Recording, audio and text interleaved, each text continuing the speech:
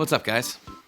So, I'd like to preface this video by apologizing for my voice. I had a cold this past weekend, and on Monday morning I woke up and had no voice. I've recovered a lot since then, but it's still not quite 100%, so I do ask that you forgive the sound of my voice today.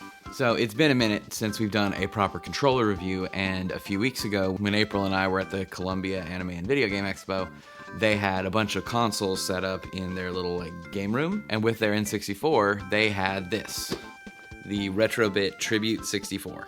I got my hands on it just for a little bit there, and I noticed a few things about it that I actually really liked, so I wanted to get one for myself and talk about it here on the channel. So I did get it, I have played with it a few times, and I have some opinions. So let's bring you over to the table. There's not a lot to unboxing it, but we'll unbox this guy and compare a few things versus a regular controller, and just give you guys a vibe of how it actually plays.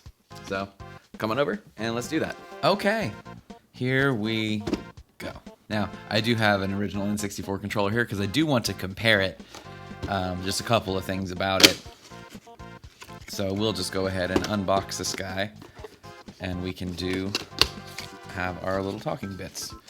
Now, again, like I said before, there's not a lot when it comes to unboxing this guy because there's no paperwork. It literally just is a box that it came in with this nice little plastic protector around it, but we don't really need that because what we care about is this guy here. So now that we're done with this,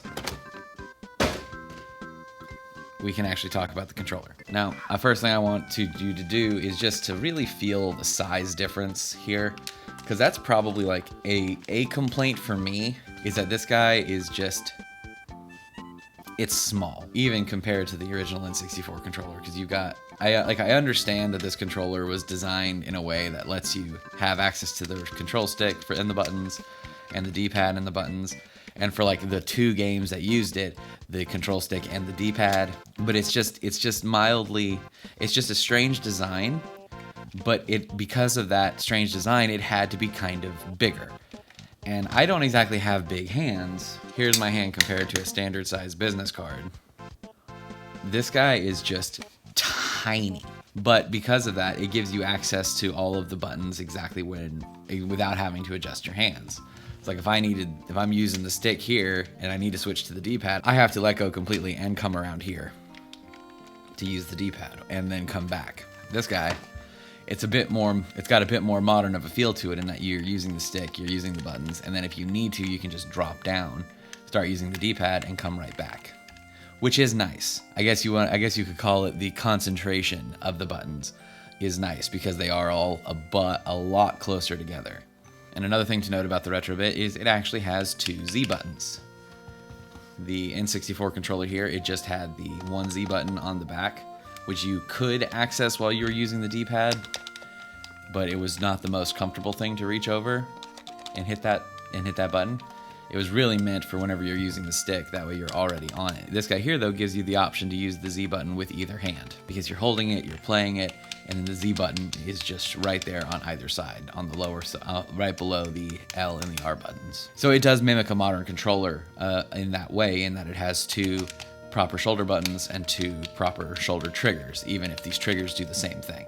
Partly because it's so much smaller, and partly because technology has gotten better to reduce the size and weights of these internal components, the RetroBit is noticeably lighter than the N64 controller, so that does play into how this feels in the hand. Albeit the N64 controller was not heavy, there's still like almost like a sturdiness to it, and that while that is still present, like this doesn't feel like it's gonna break apart in my hand. If I had to guess, I'd say this guy actually feels like it might be a sturdier plastic than this, although that might just be the age of this controller showing. I want to say this was the controller that came with my N64 when we got it back in the 90s. And so that's a 26-year-old controller versus one that I bought just a few weeks ago.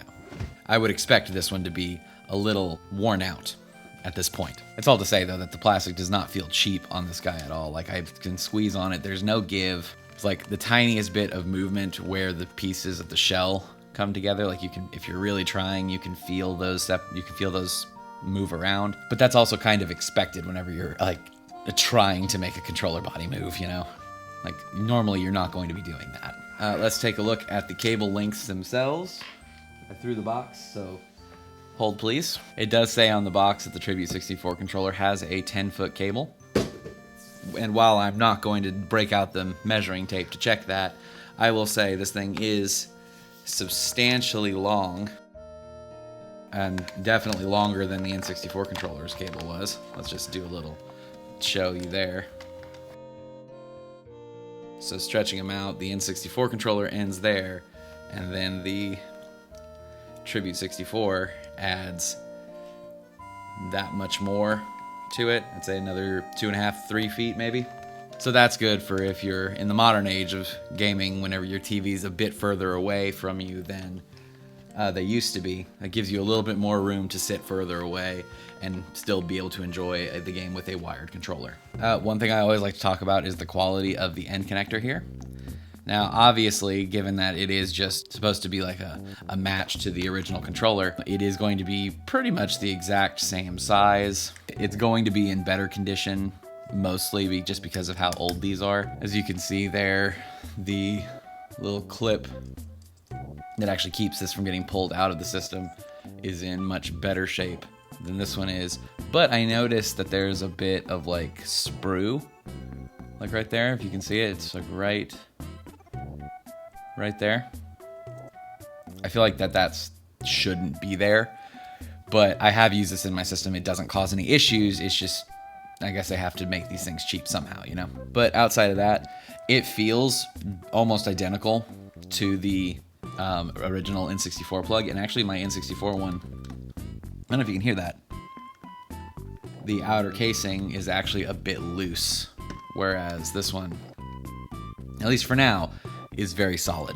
I do want to look at the wires themselves as well. They do appear to be almost the same gauge. Maybe the N64 one might just have a slightly thicker insulation on it, but the RetroBit one is noticeably stiffer. Like, you can see the N64 one here is just dangling in my hand. Like, there's no like memory to this rubber or this insulation at all. Whereas you can plainly see this guy here wants to maintain that curled up shape that it came with out of the package, which does make it easier to put it back in that shape if you want to store it that way. I don't know, there's something about that makes it feel cheaper, even though it's probably not, you know? It's hard to compare button feel on a new controller versus a 26-year-old controller, but I will do the best that I can. The RetroBit controller here. So I like tactile feel in buttons, and the N64 controller has started to wear in its feel because the membranes underneath these buttons are so old. So they're started to wear down, and the buttons they don't have near as much resistance to press as I feel like they used to. I don't know if they actually did or not, and it might have always felt like this, but with age and use, these things do start to wear down. So there's a lot more resistance on these buttons on the RetroBit controller than there is on the N64 controller here. Not a problematic amount of resistance, it just is noticeably more satisfying to press these buttons than it is to press these N64 controller buttons. Again, that might just be down to the age of this controller and the fact that it's been used so much, but that is just something to note. It also seems to have a bit more travel. I like that it's more tactile to feel, but I'm not the biggest fan of the more travel distance. Like, if they could have gotten the resistance they did here, but left the travel distance alone, I feel like I would have liked it more. Do keep in mind, we are talking like such a small amount, and given that the N64 is the retro console that I probably play the most, it's just something that I notice. So I just want you to see there just is noticeably less travel distance on the N64 controller versus the RetroBit Prism. Again, to somebody who's not intimately familiar with this controller, you'll probably never notice it. It's just something that stood out to me, even if it's not like going to be problematic. It's just something that I noticed. I have two things that I noticed that are a bit more problematic to me. One is the size of the L and R buttons. As you see on the N64 controller here, the L and R shoulder buttons, they come all the way up to the crown here, which allows you to, no matter how you're using this, your whole finger can kind of rest on it, and you can just pivot it anywhere, and you'll be able to hit that button. Whereas on the RetroBit controller here, it is just this little, chiclet bit here. whenever I play games, like I would often like have my hands here, and whenever I needed it, my finger would kind of it would either slide, or the little knuckle there, right there, the little knuckle here would actuate down to actually press this button. Basically, you just had more option as to how you could actually use the button here.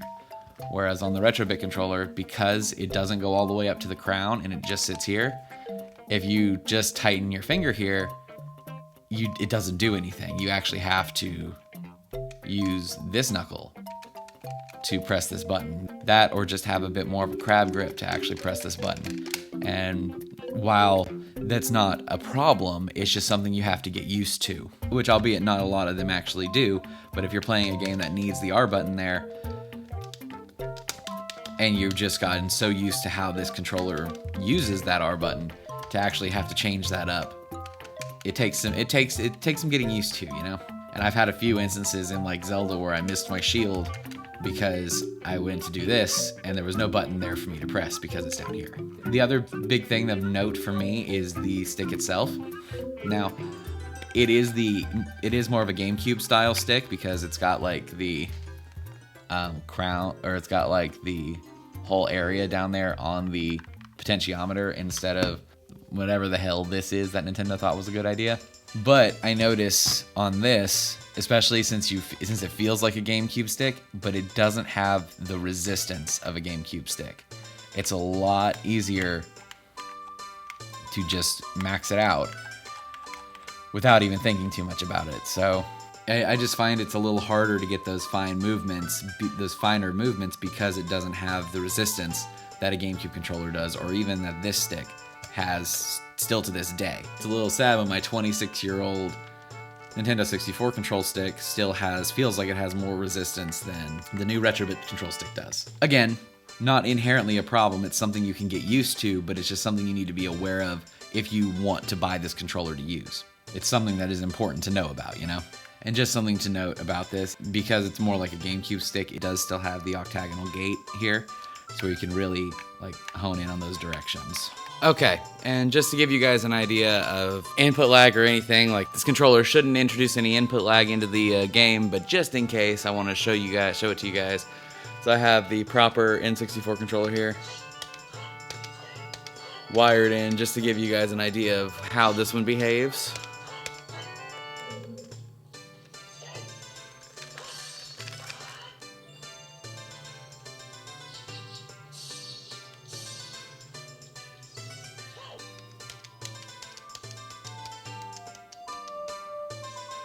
And now we've got the RetroBit Tribute.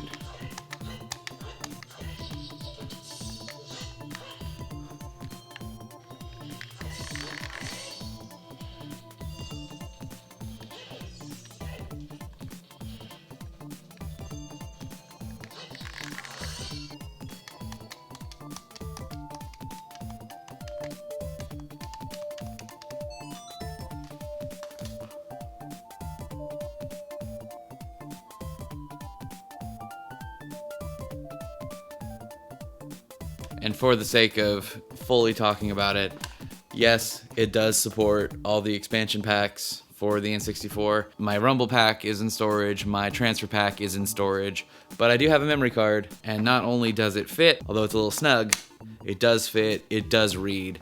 It just is a little difficult to get out. So maybe don't use this with your old memory cards, maybe get a cheap, newer one from like Tomy or something to use with this controller. But it does work. They do inset, they do read, so good. And what kind of controller review video would this be without a sound test? So let's do that right now.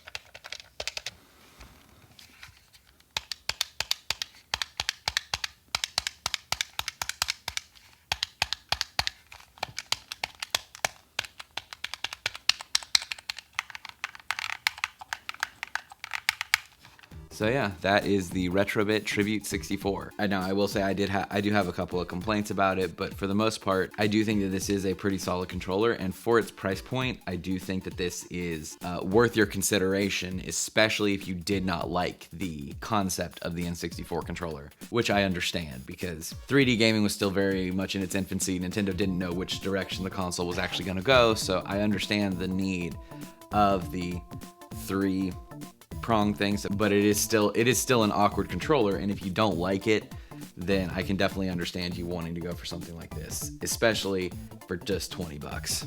And the loose stick aside, every other button on here feels very, very solid, very nice. So yeah, if this is something that could fill a need in your life, definitely go for it. For 20 bucks, you can't really go wrong, you know? I can't speak for the long term of reliability for this controller, but for the short term, I can definitely see this guy getting a lot of use. But that's just my opinion. What about you guys? Do you guys have this controller? Have you tried it at a convention before? What do you think of it? I know it's similar-ish to that Hori controller that was released for the N64. How do you guys think it compares? I don't have any experience with the Hori controller, but some of y'all might. How do you think this compares to that? But that's gonna be it for me. Thank you guys so much for watching, and I will see you in the next one. Have a good one, y'all.